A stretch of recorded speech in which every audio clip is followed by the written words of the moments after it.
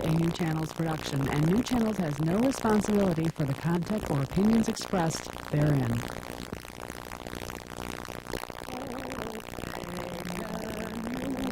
Hello, my name is Terry Reynolds of Save Video Productions. This is the Fulton Common Council meeting of June 7th, 1994, in a municipal building, Fulton, New York. The meeting starts at 7 p.m. of the Common Council meeting of the City of Fulton.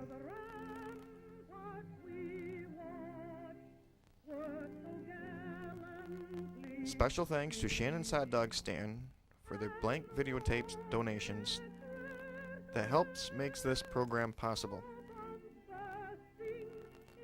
I want to have a warm special thanks to Shannon's Hot Dog Stand for their blank videotape donations. Thank you again. My name is Terry Reynolds of Save Video Productions, and this is the Fulton Common Council meeting for 1994 of June 7th. Have a good evening.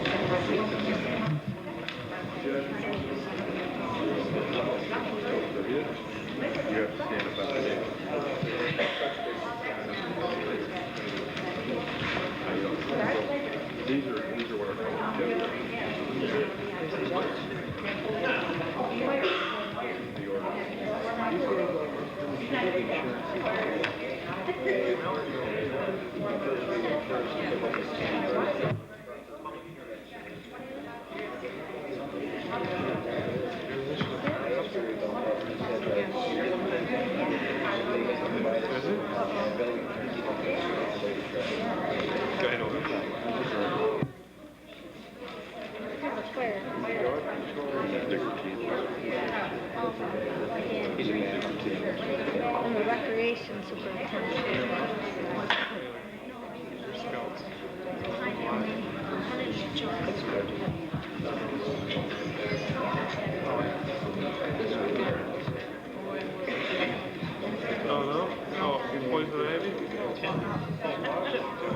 Where did you go?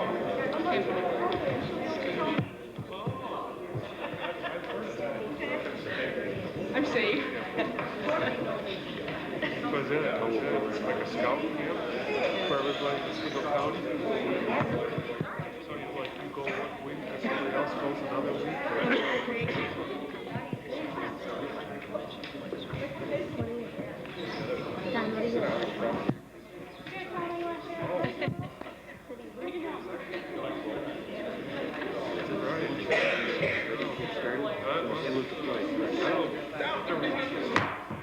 Everybody rise.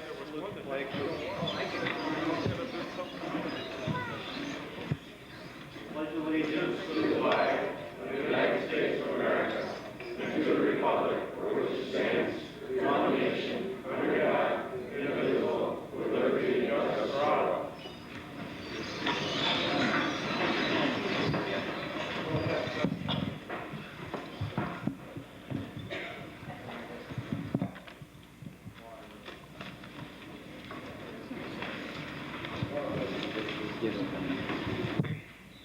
I'd like to welcome tonight on behalf of the Mayor and the Common Council the Boy Scouts from Troop 713 tonight will help participate in our meeting tonight.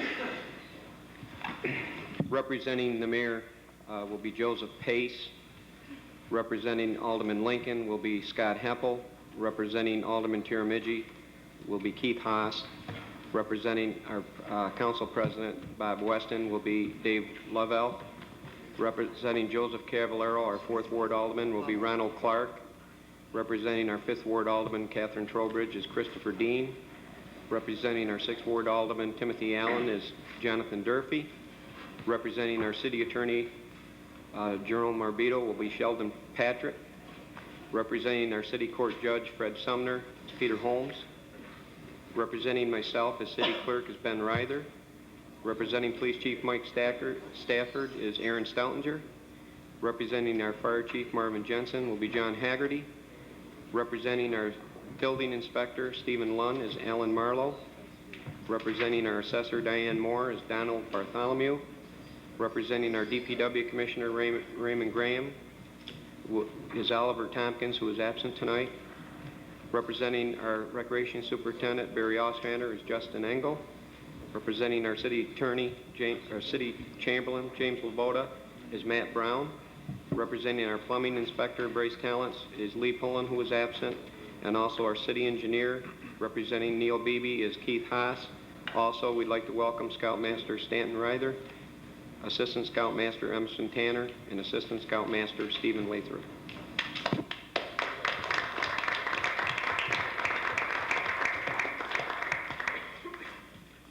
Before we get started, I'd like to take just a minute to thank personally some of the people who were involved in the planning and the landscaping at City Hall. And specifically, they were Eddie Vanderhayden and Rick Freilich, who are the city janitors. Mike and Jerry Hogan, Helen Vandewater, and Jim Weinhold. The DPW helped with that project. The Water Department helped with that project. The Recreation Department lent a hand, and so did the prisoners from Butler Correctional Institute. And I think they did a good job, and I think it's a big improvement to the front of the City Hall. And also, to all of the service clubs who had the Memorial Day salute, they did a great job. It was a tremendous success.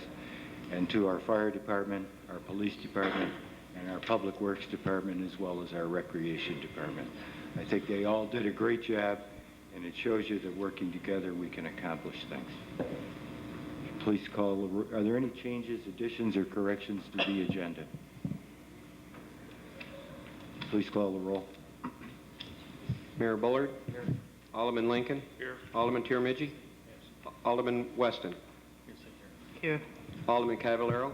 Here. Alderman Trowbridge? Here. Alderman Allen? Here. All present except for Second Ward, Your Honor. Alderman Tiramidji had a business engagement in Albany and sent me a letter today saying he had to leave town at 2 o'clock, so he's legitimately not here. Resolved that the minutes of the Common Council meeting held on May 10th, 17th, and May 24th, 1994 are hereby approved. I'll move it. Second. On the motion, all in favor? Aye.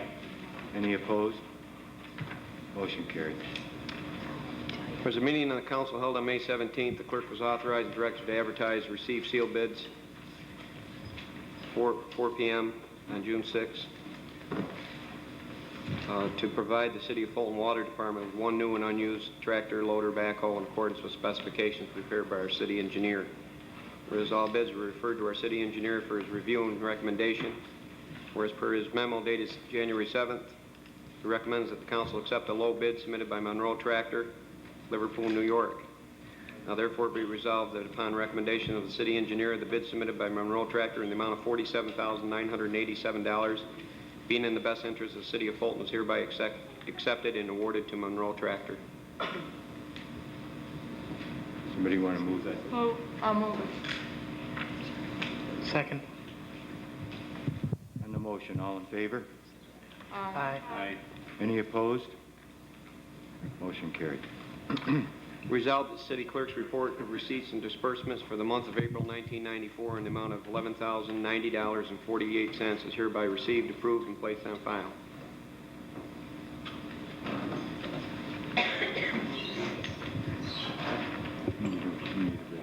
Someone want to move that? Move it. Second.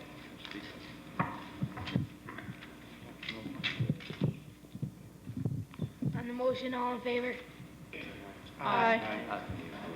Any opposed? Motion carried. Resolved the following claims against the City of Fulton are referred to our city attorney. Letter of claim submitted by William Baldwin for injuries alleged to have occurred on May 19th when he fell on a sidewalk located on the northeast corner of West First and Oneida. Letter of claim submitted by Anthony D'Imperio for damages to his vehicle alleged to have occurred on May 25th. Hit a pothole on South 4th Street near Young & Son Funeral Home. Letter of claim submitted by Michael and Kathy Blazinski. Damages to Michael's vehicle.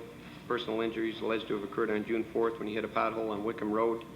Letter of claim submitted by Celestine Colasino for injuries alleged to have occurred on June 4th when she fell on the sidewalk and back at the community center. Anybody want to move that? Move. I'll move it. Second. Second. Second. On the motion, all in favor? Aye. Any opposed? Motion carried. Whereas a meeting of the council held on May 17th, the clerk was authorized and directed to advertise for public hearing for this meeting to June 7th, 7 p.m. relative to proposed amendment to the Vehicle and Traffic Ordinance, Chapter 165, Section 31A, regarding parking of oversized vehicle. The mayor will now declare the hearing open. The intention of this public hearing is to pass an ordinance prohibiting oversized vehicles on residential streets in the city.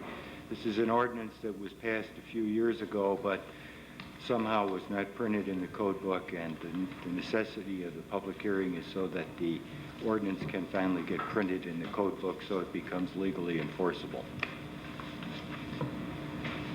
I'll declare the hearing open.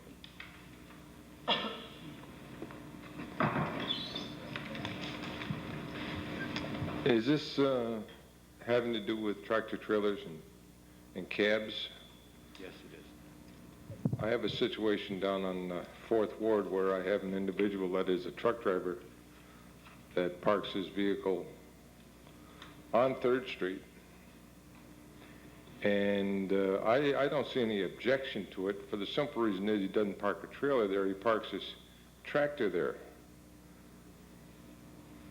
And as far as I'm concerned, that the driver of the vehicle pays his road taxes, spends his money in the city of Fulton, and the taxes that's paid on that vehicle is probably more than some of the citizens in the city of Fulton pay for their houses.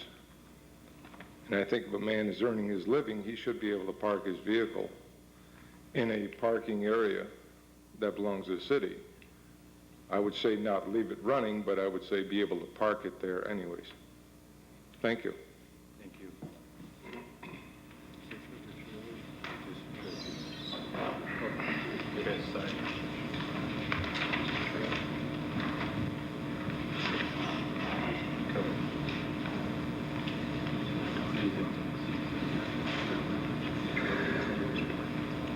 There are size dimensions in the ordinance. So it doesn't restrict the vehicle, it restricts the size. Restricts its size. Is that over and above the average cab, Jerome? It's 8 foot in width, 8 foot in height, and or 18 feet in length. This is an ordinance that's been in effect for several years. It just never got... I know it was an ordinance because there was complaints about them parking at Bullhead Point and leaving their tractors running. I understand that, but at the same time, I mean, here's a man that lives in the city, spends his money here, and he's not allowed to park his vehicle next to his residence because there's just no place to park it except on the street. Well, that's what the ordinance is designed And to the guy lives right across the street from me. I have no complaints about him parking in front of my place.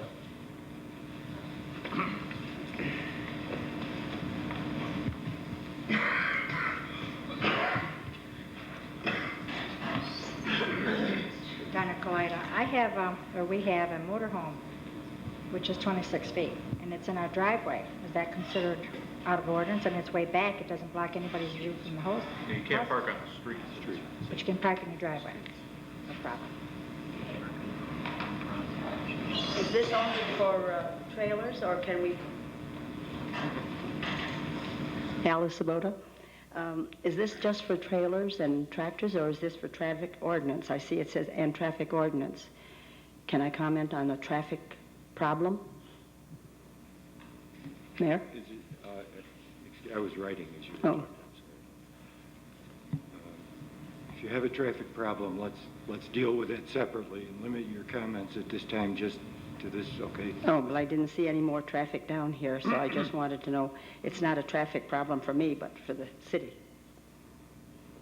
Okay. I promise you I'll get to it then. Thank you.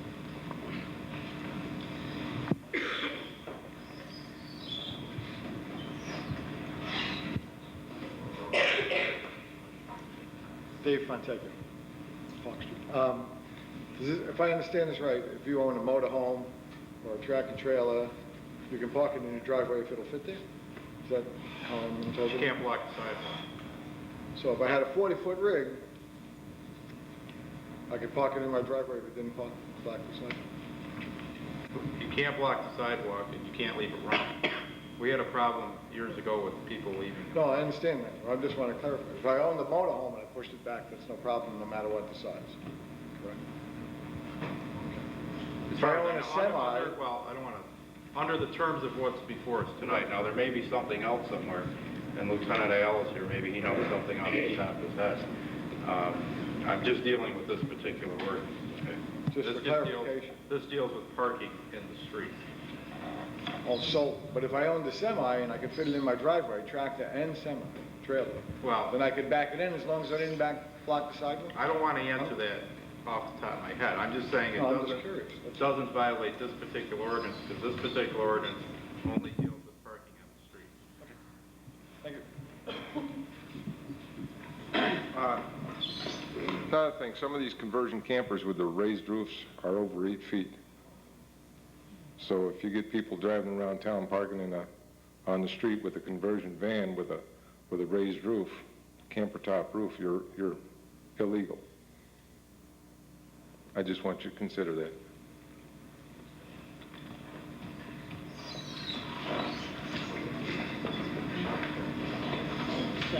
Richard Scott. I'm not trying to take sides, but if the city wants to go around, look at a lot of residential areas, there's a heck of a lot of cars blocking the sidewalks. A lot less than you'll see in trucks, and there's nothing being done about that, so why pick on the truck drivers? Thank you.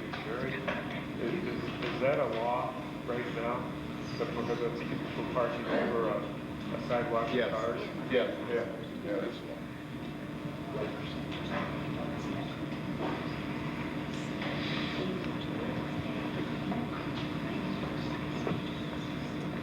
Anybody from the council have anything? Well, I see two problems. I see a tractor trailer problem and I guess an RV problem. I guess the tractor trailer problem would be noise and different things coming from a tractor trailer in a residential neighborhood per se, as opposed to an RV. For safety reasons, though, to have a mobile home parked out in the road, I guess would be a hazard to children in the neighborhood. You know, with cars coming down a particular street. It would pose a hazard to children in the neighborhood.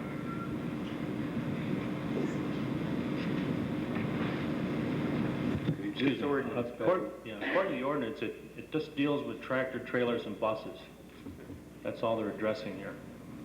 And it does mention the idling for more than 15 minutes in a residential neighborhood.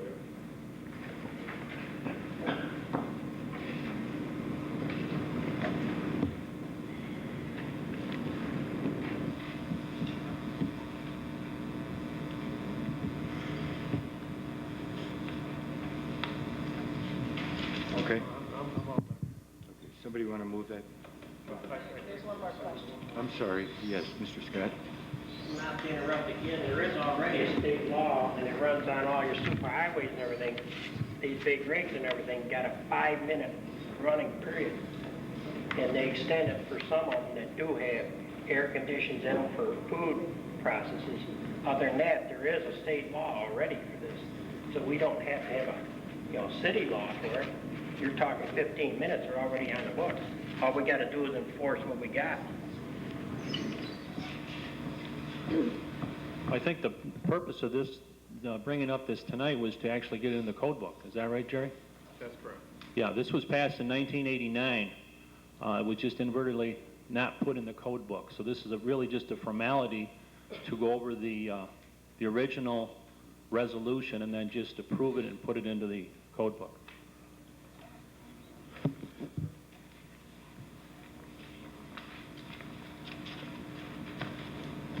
Somebody want to move that? Move that. Move it. Second.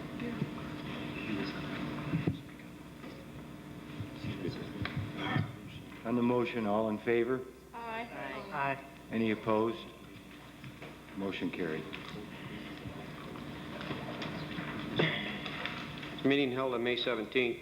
City clerk was authorized and directed to advertise for public hearing for this meeting June 7th relative to proposed local law for the creation of an establishment special assessment district for failure to comply with collection disposal. Said hearing is now declared open by Mayor Bullard.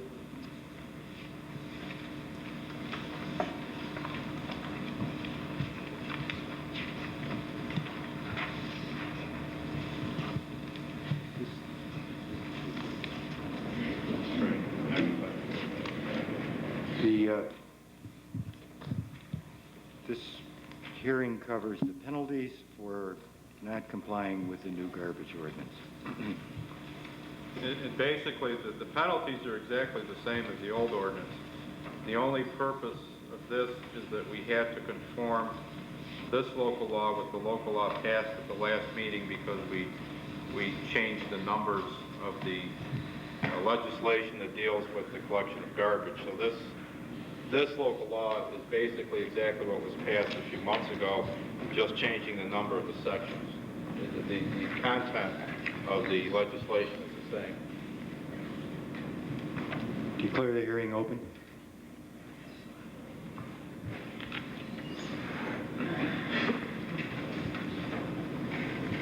Is this on days of when you're going to pick up your garbage?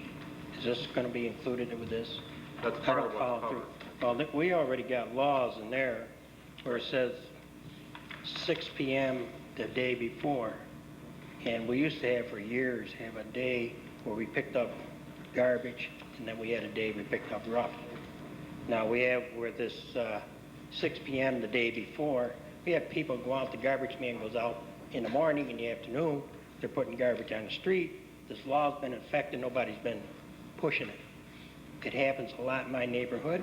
I mean, it happens to everybody. So why are we making up new laws or doing what we already got them? Why not enforce them? Who is, you know, get the day when we're going to have you pick up your rough garbage and a day when you pick up your garbage and you put them out there, somebody does, then we have law enforcers, let them go and do their job. If they can't do their job, let's get people that can and get rid of them.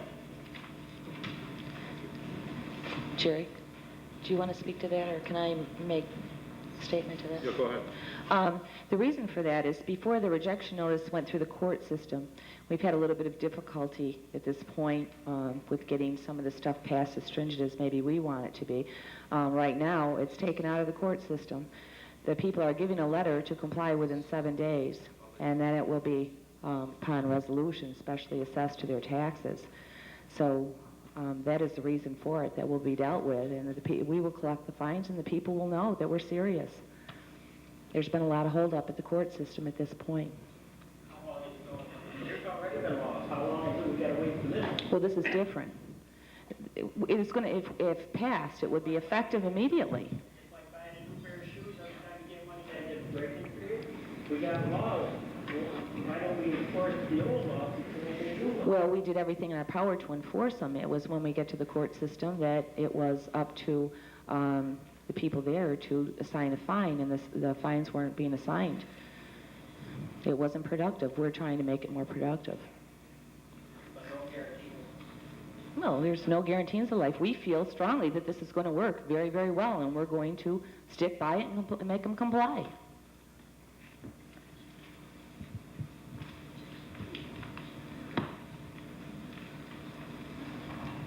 Any comments by the council?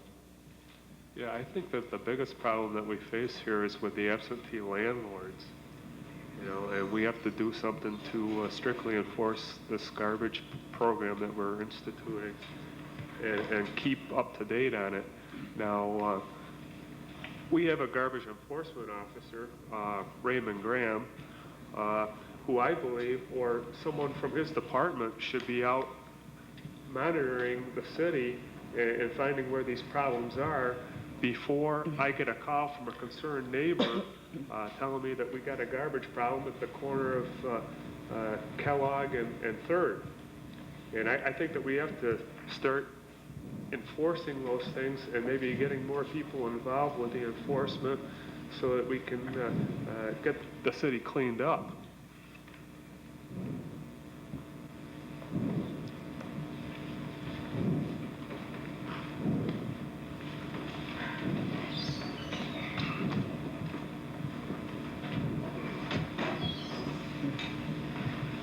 My name is Donald Walsh. I live at 51 East 10th Street. A gentleman just asked about why this wasn't being enforced more. I've been trying to get the city cleaned up at every meeting that the council's had since 1990. They've all tried, and I think that this party right here, all the aldermen, the mayor, and all of them have tried to clean up the city. They've got new laws, new zoning ordinances that they've been trying to enforce in this city, and it never gets any farther than the court. And I think it's wrong.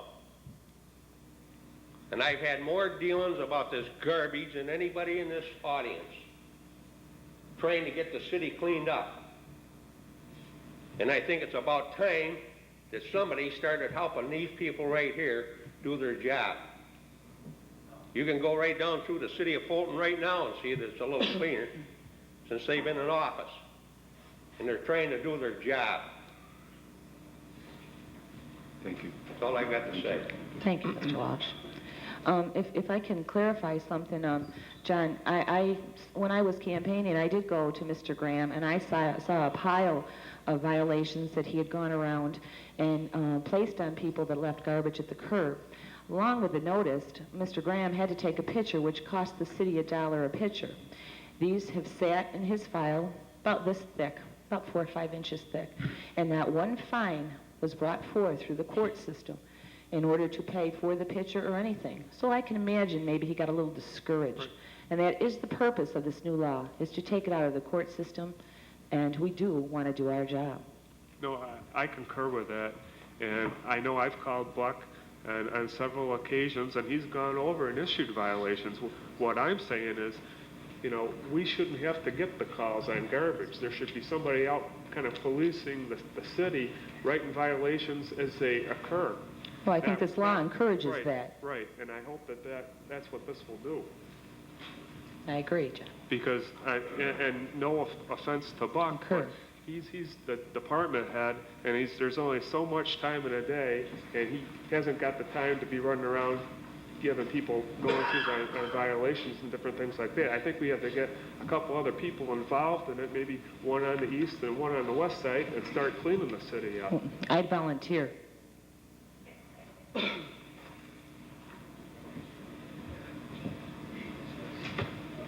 Somebody want to move that? I'll move it. Second.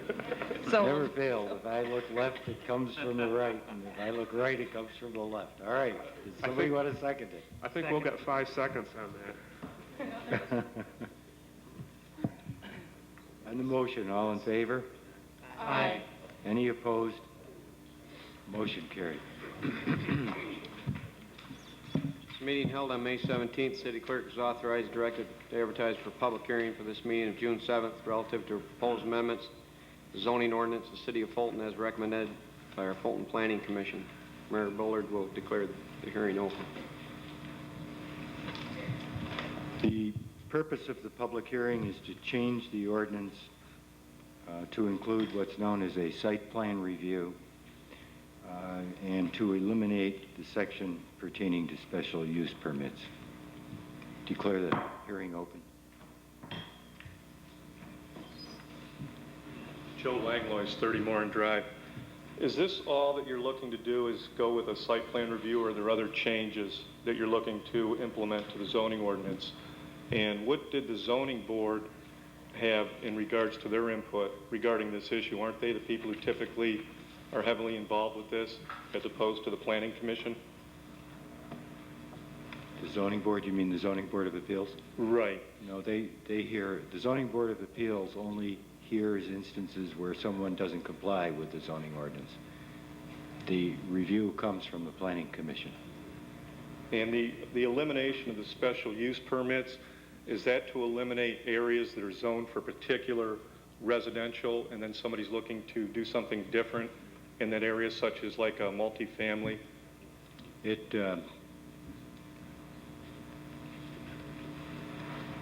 Special use permits have almost sanctioned by the city spot zoning.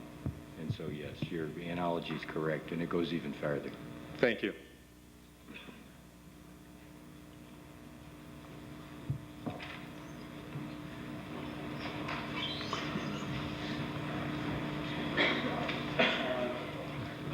I can speak on these special use permits because I had to fight city the last administration last year. And we have a zoning commissioner and we have a board planning commissioner that will recommend whatever you want to do for zoning. That doesn't, the common council, nobody has to take the recommendation, but we have them. And the last administration, which I'm not saying wrong, they didn't apply to all the permits. Or maybe I misspoke, apply to the zoning ordinance. Now we have a zoning commissioner over there. He ought to be able to tell any one of the councilors if there is wrong or not. You people behind there should not issue a permit. That's what happened to me last year. The commissioner, or the common council, issued a permit 3 times. I had it rescind twice, and I had to go to federal court to do it. And it cost me money, not the city or nobody else.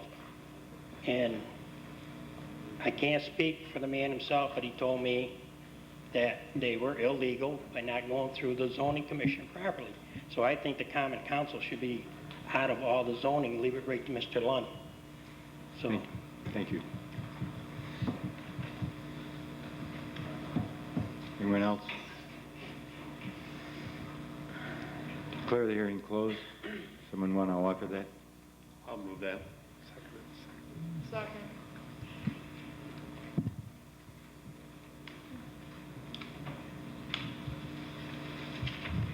On the motion, all in favor? Aye. Aye. Any opposed? Motion carried.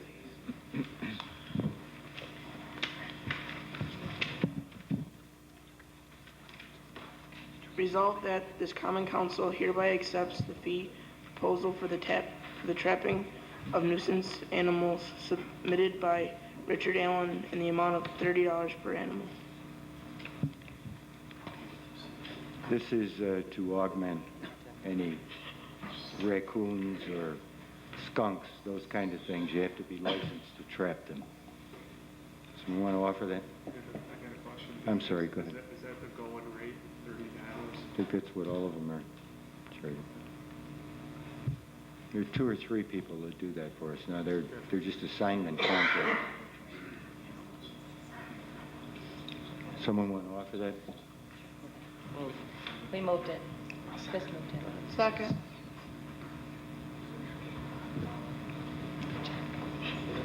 On the motion, all in favor? Aye. Aye. Any opposed? Motion carried.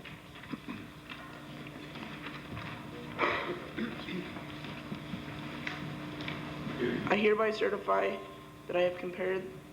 No.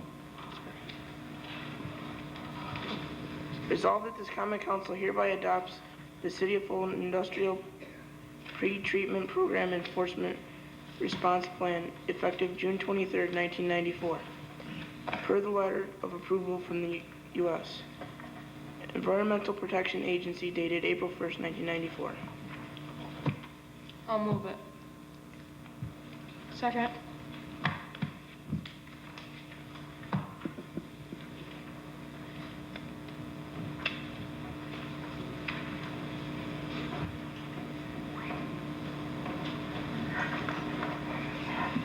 This is at the direction of the EPA, by the way. On the motion, all in favor? Aye. Any opposed? Motion carried. Resolved that the DPW Commissioner is hereby authorized to purchase one garbage packer, item number 2, International 2574, with a 25 cubic yard capacity from the New York State bid list number 40534, purchase request number 17029T, at a cost not to exceed $80,729. $792. Move it. Second. This is part of the new garbage ordinance and was put in the budget. On the motion, all in favor? Aye. Any opposed? Motion carried.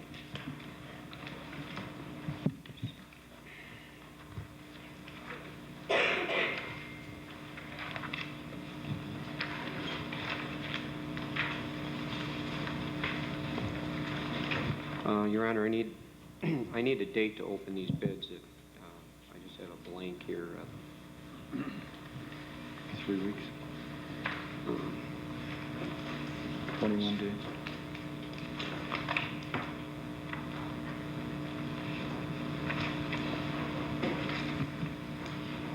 Would it be the next council meeting?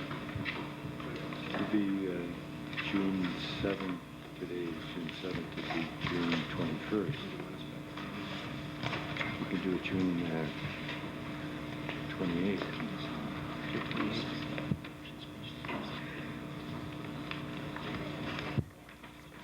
Resolved that this common council directs the city engineer to prepare specifications and also directs the city clerk to prepare to receive sealed bids in his office in the municipal building located at 141 South 1st Street on or before June 28, 1994, up to 4 p.m. to be publicly opened at 4:15 p.m.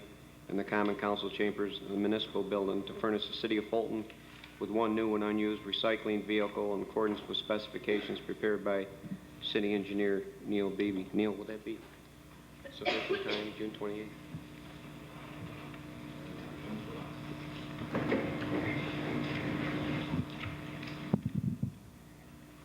Again, this is part of the new garbage ordinance. Does somebody want to move that? Move it. Second. I'm sorry, yes, sir. Mayor, don't we have some recycling trailers down there by the DBW? Are we going to unload them, or are we going to use them, or are we going to unload them, or are we going to try and sell some of this equipment to offset the cost of this new equipment? I think we're going to trade it. That's the way Are we going to? Mr. Graham talked. Going to use it for trade-in? Okay. Thank you.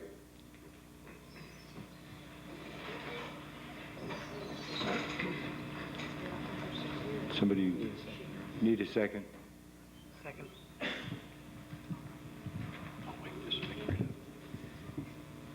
On the motion, all in favor? Aye. Any opposed? Motion carried. Resolved that the police department is hereby directed to conduct a traffic study on East Broadway between South 1st and Route 481 intersections on South 1st Street from East Broadway to Route 481 intersection, and on Route 481 from East Broadway to Route 481 entrance to 4 lanes.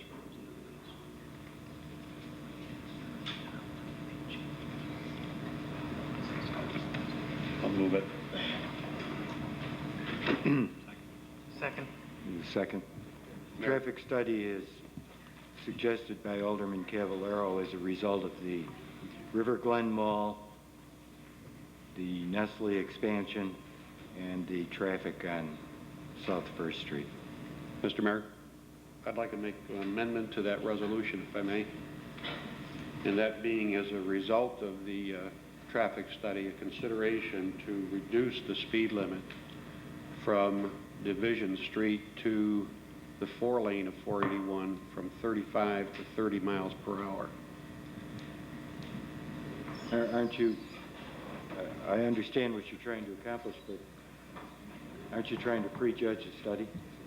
I may be. I'm just asking that that be part of the consideration of the study. Oh, I'm sorry. Okay. Yeah. And in addition, if I may make another comment, I think it's pretty evident that in that area between Faith Street and the entrance of the 4-lane, that we do have a high degree of traffic, and I think it's pretty evident that there's excessive speed. And if, in fact, this study verifies all of this, as well as the excessive speed and the reduction thereof, I would, at that time, strongly suggest that we begin to enforce that speed limit very strongly.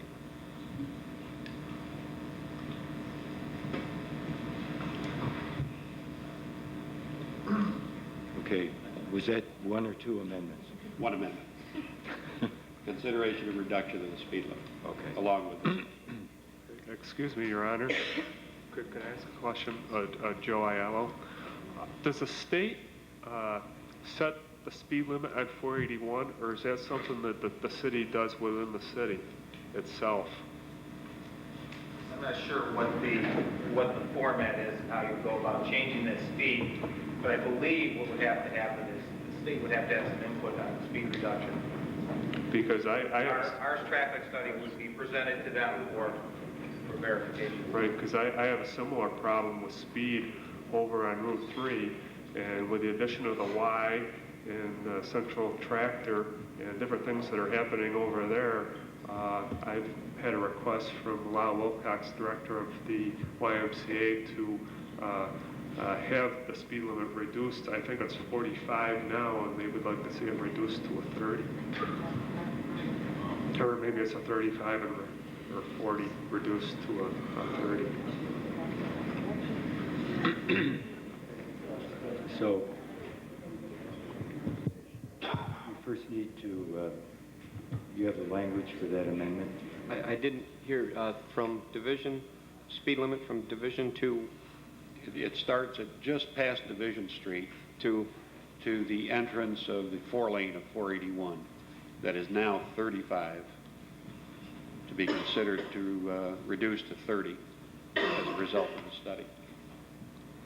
Okay, it would be to reduce speed limit from Division to the entrance of the 4-lane on 481 from 35 miles per hour to 30 miles per hour. Correct. The amendment would be to consider the impact of a reduction in speed.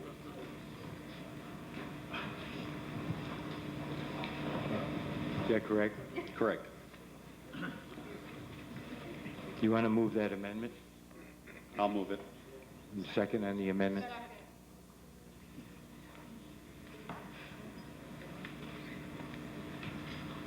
On the amendment to consider a reduction of speed, the impact of a reduction of speed from Division Street to Route 481 to 30 miles per hour, all in favor? Aye. Aye. Any opposed?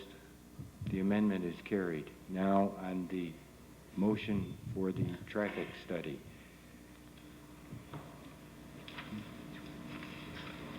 I'll move it. I think Alderman Cavallaro already moved it. I need a second on that. Second. On the motion for the traffic study, all in favor? Aye. Aye. Any opposed? Motion carried. Resolved, the schedule of bills payable 47 through 49 of 1994, which has been previously approved by the Common Council Auditing Committee, are hereby approved. I move it. Somebody want to second it? Second. All in favor? Aye. Any opposed? Motion carried. Resolved that the mayor be authorized to sign the agreement between the City of Fulton and Mr. Jerry Horahan, dated May 26, to allow Mr. Horahan to act as Assistant Dog Warden for the City of Fulton for the year 1994 as an independent contractor. This merely provides backup if the animal control officer is sick or on vacation. We have no one to handle animals. Someone want to move that? Move it. Move it. Second. All in favor? Aye. Aye. Any opposed? Motion carried. Resolved that the appointment by Mayor Bullard of Jeffrey Hodge, 370 South 4th Street, Fulton, New York, to the Fulton Library Board to fill the unexpired term of Peter Hunn, effective immediately and to expire December 31st, 1994, is hereby approved. Move. Second. Second. All in favor? Pardon me, all in favor? Aye. Any opposed?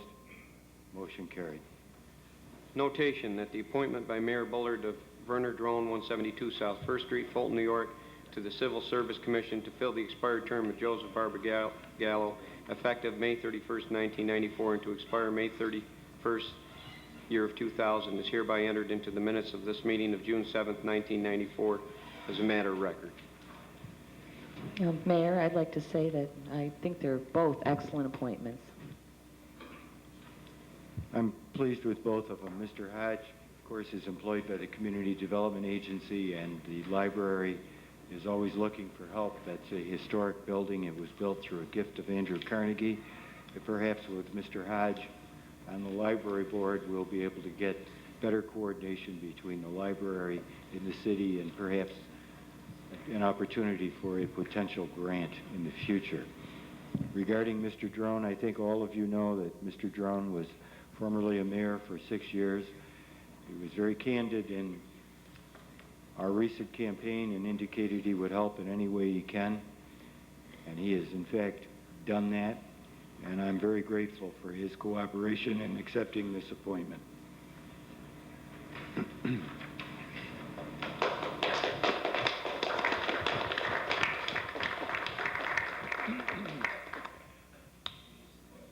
Resolved that this common council hereby adopts the investment policy prepared by the Office of the State Comptroller as per attached.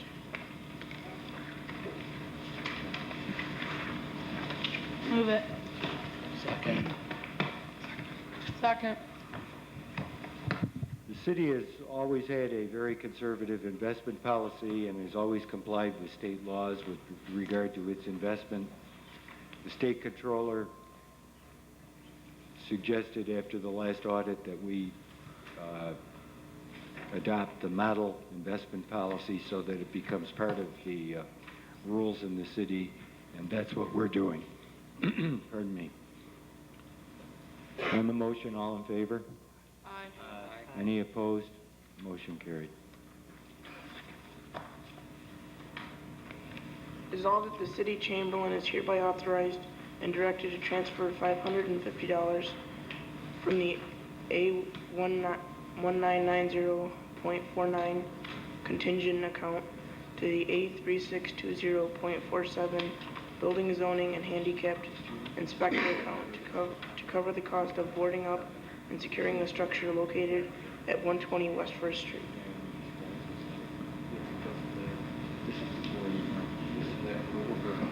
I'll move it.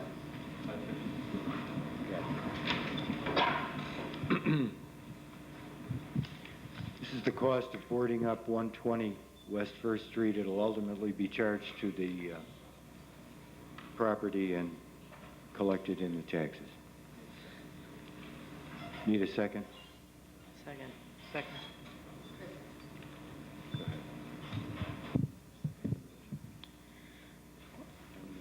On the motion, all in favor say aye. Aye. Any opposed? Motion carried. Resolved that the city chamberlain is hereby authorized and directed to establish a petty cash fund in the amount of $25 to be used at the city marina. Somebody want to move that? I move it. Second. On the motion, all in favor? Aye. Any opposed? Motion carried. Mayor, may I make a comment? Sure. I'd just like to commend Alderman Tim Allen for the work that he's done down there over the past 2 weeks. He's been down there every morning scraping and preparing the bathroom facilities to be painted, and through his ingenuity has gotten some volunteer assistance to repair some electrical work down there and some plumbing work. So I'd like to commend Alderman Tim Allen for his volunteer. He's worked hard I'd like to on do that that too. project. Thank you. Did someone offer that? Yes, we already passed it. Whereas by letter dated May 18th from the Commissioner of Department of Public Works, Raymond Graham, City Chamberlain James Laboda was advised of the expenditure of the city funds, material, labor, and equipment on the premises Thomas Schofer and Mark LeBeau, 120 West 1st Street. Whereas the total expenditure by the City of Fulton was $903.52 plus a 25% administrative fee of $225.88 for a total cost of $1,129.40. Now therefore be it resolved that there is hereby levied against the premises described above a special assessment in the amount of $1,129.40. Said special assessment to be effective immediately, and the amount of said special assessments plus interest at 24% per year shall be added to the 1995 City of Fulton tax bill. If not paid in full prior to December 15, 1994, interest on said assessment shall accrue effective as of the date of this resolution. This is the property that we took 3,880 pounds of garbage out of and boarded up. I'll move it. Thought Second. somebody'd be quick to jump on it. On the motion, all in favor? Aye. Any opposed? Motion carried.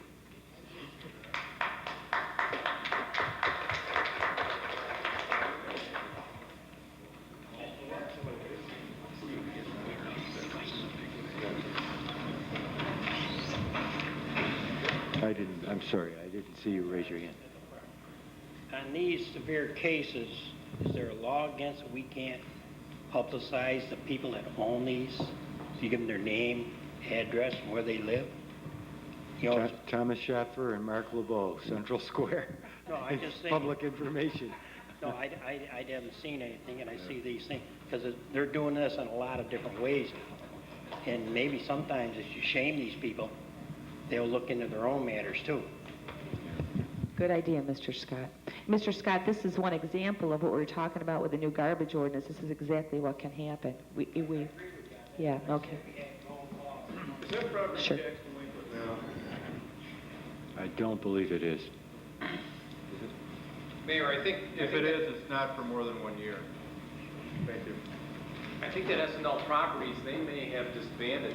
Isn't it a partnership? I believe that they are no longer a partnership. You might want to check with the clerk's office.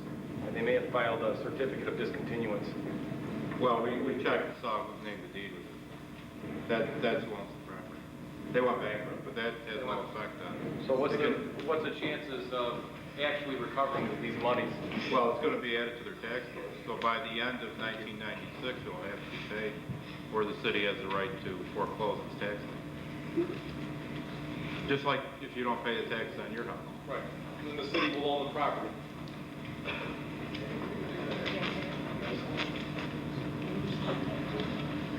It's in foreclosure, though.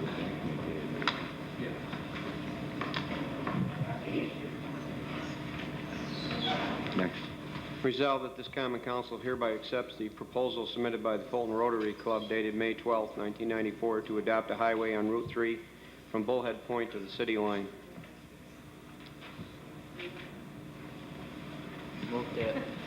This is an ongoing program of the Rotary, and they've been doing it for 3 years, I understand 3 years. Does someone want to offer that? Move. Second. On the motion, all in favor? Aye. Any opposed? Motion carried.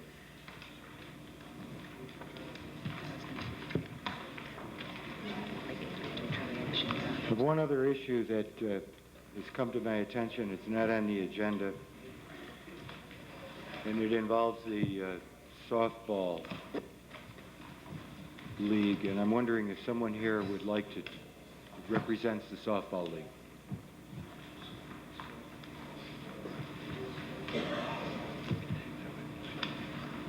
Good evening, Mr. Mayor. My name is John Lavodi, and I represent the City of Fulton Softball League. And recently, we have been asked to shut the lights off at Denshea Field at 10 o'clock. It poses some scheduling difficulties with us since we do schedule a game at 9 o'clock. Sometimes we We do definitely make it off the fields most of the time, 99% of the time, by 11. And what we are asking through this letter is that the Common Council grant us a special use for the Denshey Field until 11 o'clock, and that no games will be started after 10 o'clock at night, and the lights will be shut off at 11 o'clock. The game at that point will be suspended from that point. Next year, the scheduling committee will try not to schedule any 9 p.m. games so it doesn't conflict with the 10 o'clock curfew. By doing this year, you're probably saving us about 40 games of rescheduling. So being our first year in office and this law unaware to us, we're asking that you grant us just that 1 more hour every night of the week, and we promise we'll have the lights off 11 o'clock. Okay, thank you. Anybody on the council have any questions?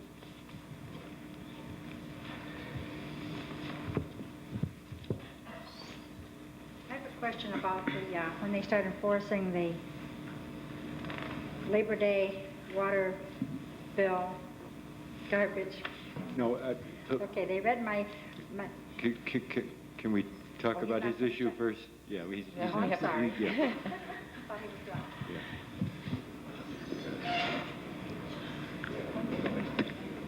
The council want to, this has been done annually, I understand, and this is an ongoing situation. And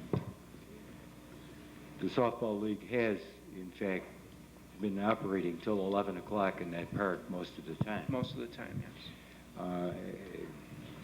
It takes a resolution authorizing that again this year, with the proviso that next year they schedule so that no game... We'll try to get it so no games start 9 o'clock. Yeah, so this will really be the last year that this will be done, and then the park will close at 10 next year. Right. My name is Tim Doyle. The park closes at 10 o'clock for the rest of the park, correct? Everybody has to be out. Now, when the softball diamond's still lit up, does that mean the rest of the park can stay open too? You know, people who go down Long Bay Road and park there till 11 o'clock, but the softball games are being held over for the rest of the park stay open too? Or is just going to be softball diamond's going to be able to operate the rest of the park? We're just asking for the softball area. That's what they're asking for. Well, I mean, can that be incorporated with this? Seeing it's summer months, people do like to go down there and do different things down the park. In other words, you're asking, could that whole park be open till 11? Yeah, softball diamond, and the rest of the park be open also. Thank you.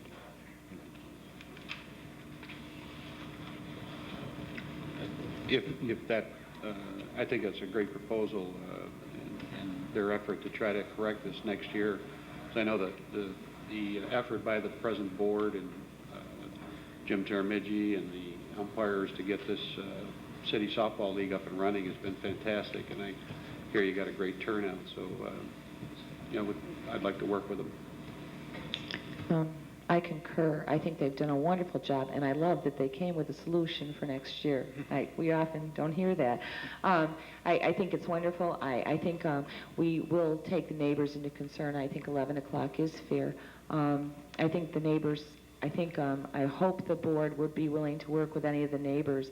I think many of their concerns may be the people hanging around after the games are over, and I would hope that the board would work, and I'm sure they're a wonderful board. And as the Recreation Committee alderman, I think the other aldermen would be willing to work with the neighborhood, in fairness to Jim, if there is some difficulties. I agree, and I think at any of our meetings that we regularly schedule, once a month, we still meet during the summertime also. We'd be happy to sit down with any of the neighbors that would wish to discuss the issues that involve that area down there. That's good. Is there a specific night that you meet? I mean, do you have a date for next month, or? Actually, the next scheduled meeting is this Sunday at 11 o'clock. Sunday at 11 o'clock? Mm-hmm. Thank you. Mayor, I think the last council passed a resolution that all the parks fall under one resolution, and what applies to one has to apply to the rest, with the exception of Bullhead Point, I believe. So you have to, if you open this one up to 11 o'clock, you have to open the rest to 11 o'clock. Unless you apply a new resolution. I don't yeah. I think you should check it, though. 'Cause we had That's trouble, not what's in the book. we had trouble with Bullhead Point last time. No, would the council like to, the question seems to be that the council favors the 11 o'clock for the softball. As suggested, would they include the entire park in that proposal and it closes promptly at 11 o'clock? And then next year, we would change back to 10 o'clock? The resolution would expire, you could make it expire, I suppose, October 31st. As of the end of the season, yeah. Well, isn't the park dark? I mean, you know, Dennis Shea is something we're looking at specifically because Foster Park you can't play softball with. There's no lights. I would be a little concerned about kids running around the park in the dark. And I think this is a special exception to the rule, if I'm not understanding it right. I wouldn't want to see kids run around a park in the dark. Do you feel the park is adequately lighted too? I don't think it's young kids down there playing games. I think if you want to go down there and park, you're kicked out of there. You know, fishing, anything. You just can't. And, you know, if you're going to open up the park to one organization, you know, you let everybody use that park. So that's, which I don't think that's out of the realm, you know. It's just as dark at 10 as it is at 11. I don't see a problem this year, but if when next year the softball is closed at 10, then I suppose the park should be closed at 10 as well. Maybe somebody back here had something to say. I heard them say, they had something to add to it. No, maybe not. You have someone over here.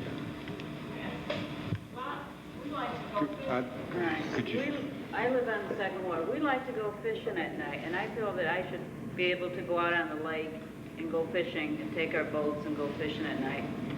And I don't feel that we have any problems down there at night. We've never had any problems down there. And Mike will watch the baseball game. My grandchildren all go with me, and they're all under 3 years old, and they all stay right where they're at. They don't run around. And if we go fish, you know, when we go down there, we watch the game, and they don't run around. And if we want to go fishing, we should be able to go fishing. You can't shut off the waterways. I think the whole intention is to specifically deal with Dennis Shea Field, I think, and Recreation Field, where the softball games are being played, so maybe that's what we should indicate. There are other people asking that, first of all, you're going to have an enforcement problem. Secondly, there are other people that seem to favor having the park open. Let's just leave that one park open till 11 o'clock. Right. No, I would agree. I would just think that if next year we would go to 10 o'clock at maybe just specifically the softball field, which would leave the other people able to do what they need to.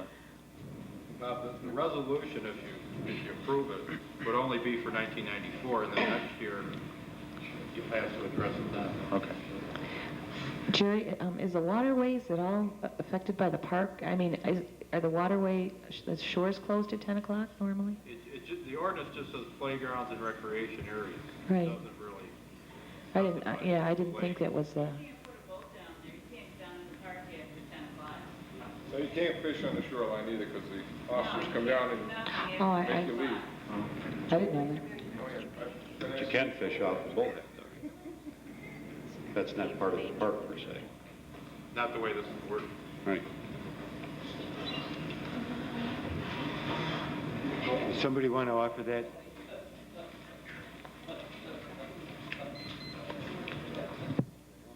Leaving it open till 11 for softball? Yeah. I'll move that. Leaving the park open till 11. The entire For park. this year. For this year. Right. I'll move that. Second. Can I just say one thing? I mean, this is Alderman Termidge's ward, and has anybody asked him how he felt about this? He just John, had any problems with it? I have asked him myself. We talked about it all last night. Okay. I was over after my game for 2 hours with him and we gave Mr. Bullard a call from the park, trying to figure out what we were going to do. Right, but I know that now they want to use the whole park, and maybe Jim might feel a little differently with other people using Well, the we're area. just other asking for than the specific softball. area. Yeah. We're just asking for the specific area. The rest is up to you. I'd like to submit our letter with our signatures from the board of the softball board as a official letter to the Common Council regarding this matter.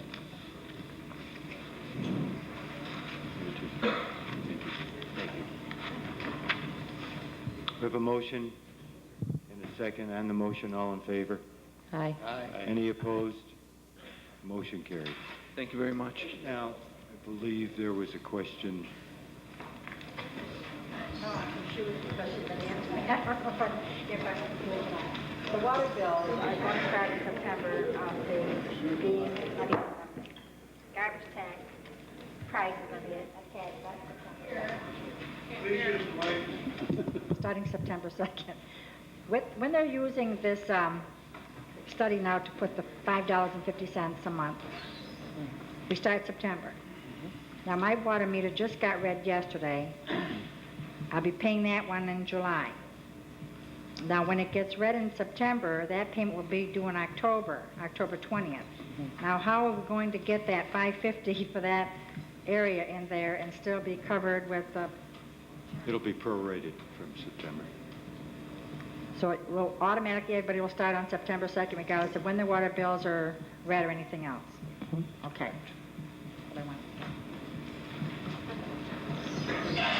We're still going to have the opportunity to prepay that if you want. Is that correct? Yes. At a discount? Oh, yeah. Well, No. Sorry.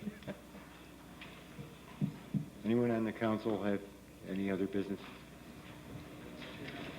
Anyone in the audience have any business with this council? Mr. Amayo?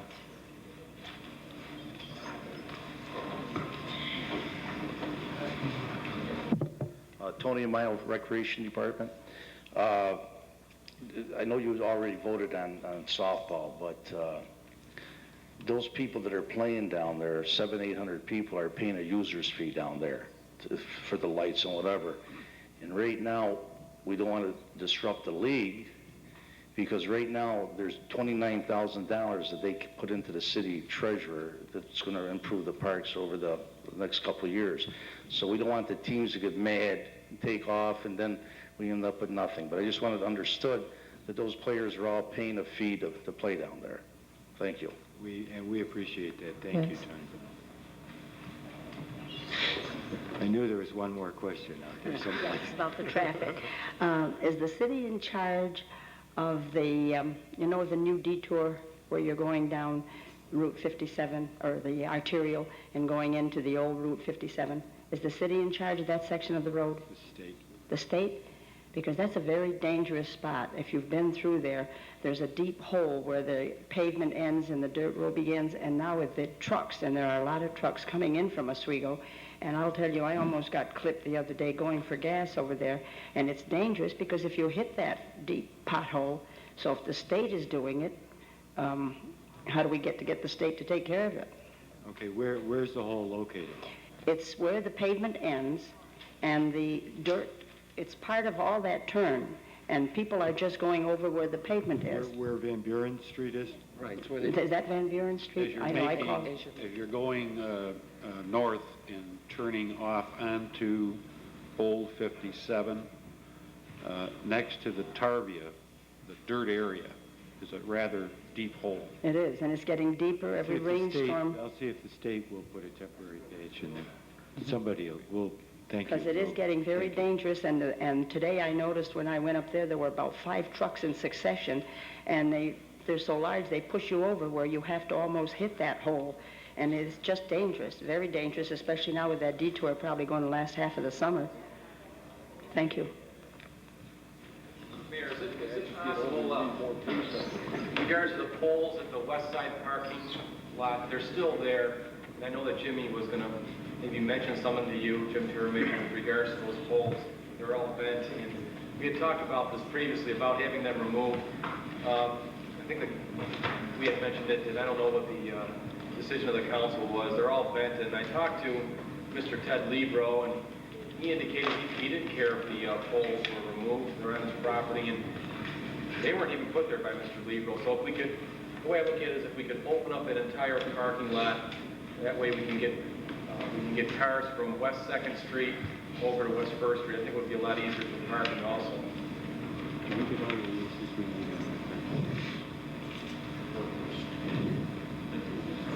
There's a special parking assessment there, right? Pardon? Was there a special parking assessment? Did we get, wasn't there, Last year, didn't they pass a special assessment last year? Yeah, you guys passed a special assessment, and no, not us guys. weren't the poles, didn't we discuss about removing the poles? They did. That was done before we were in office, so, but I recall someone talking about it, and I thought that there was a couple of leases they had to get. Wasn't there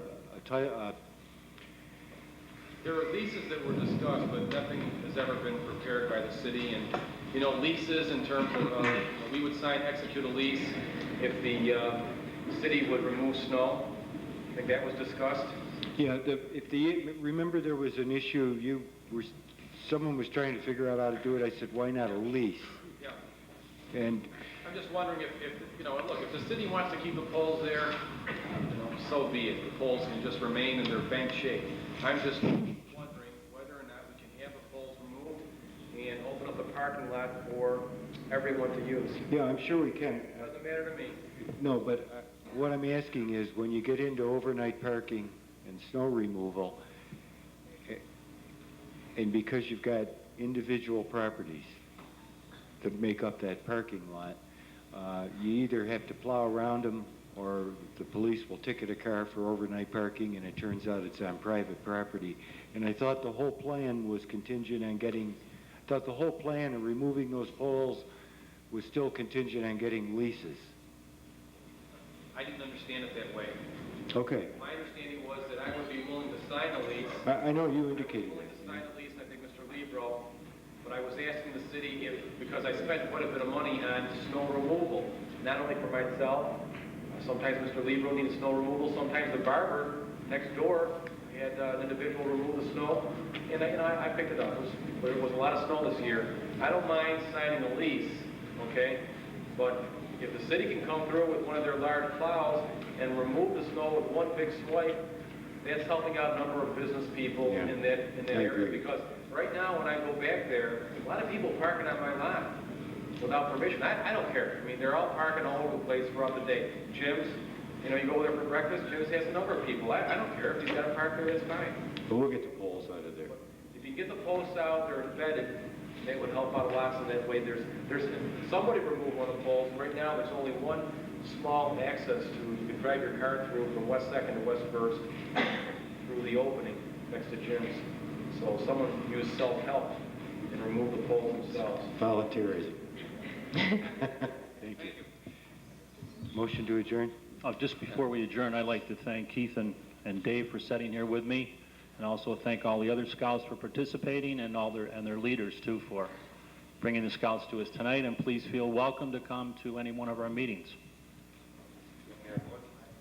If I may, I'd like to thank the members of the Common Council and the city department heads for hosting the scouts several years before your administration. I believe in Jerry's previous term. We were here and started this idea of scout government because civics isn't taught in the classroom. And we feel that it's very important that future citizens know more about what their government does. And it's very good of you people to let them sit here and to get the feeling of the heat with the audience on the other side, and to just see all of the things that you have to go through in order to represent a constituency of people in the city where they live. I believe it teaches them a great deal, but I also believe it shows them that you people are reachable. And if participatory government is to work, then the people must be reachable. So we thank you once again for letting us come in, and we hope to do it again next year. Thank you very much. Thank you for coming.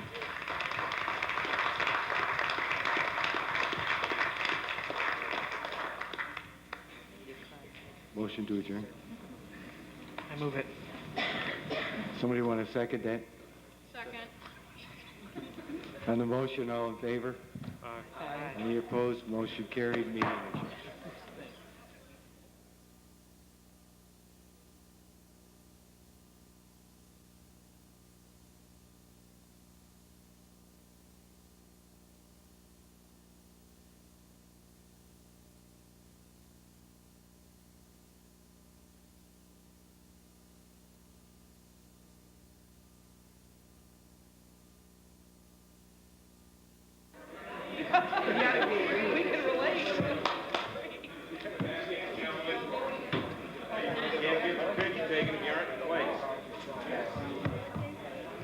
The department head kids, the department heads get right up there.